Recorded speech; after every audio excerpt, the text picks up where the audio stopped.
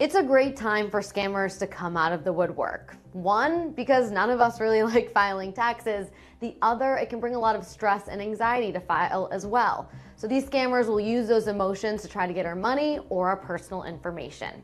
And there's a couple ways they can do this. First, you can receive a phone call, a text message, an email, sometimes even a letter in the mail saying that you're entitled to a tax credit, but you have to give up your personal information to get that tax credit.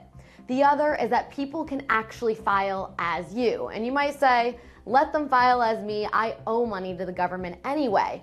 But they're not doing that. They're using a fake W-2 or they're filing on your behalf and putting in the wrong information so that they actually get a refund back. And if you go to file later, this is going to cause a big mess for you to try to clean up.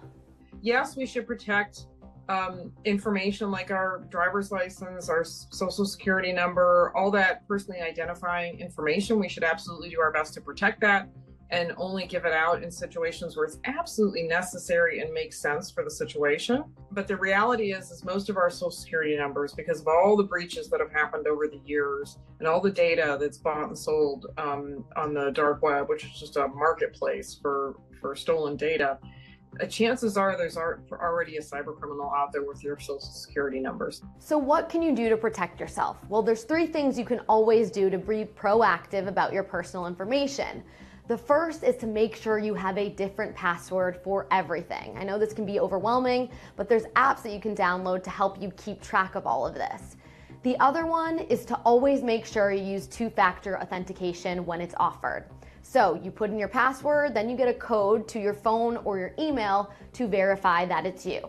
The other is to make sure your antivirus software is always up to date.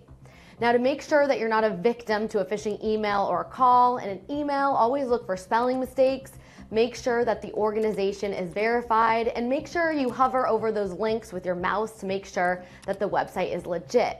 As for a phone call, if it sounds suspicious, ask what organization they're from, hang up, and call that organization directly. And last, but most importantly, next year, file your taxes right away. That way, if you get a scam call or an email, you know that it's not true because you've already filed, and it gives the bad guys no time to pretend they're you and file on your behalf.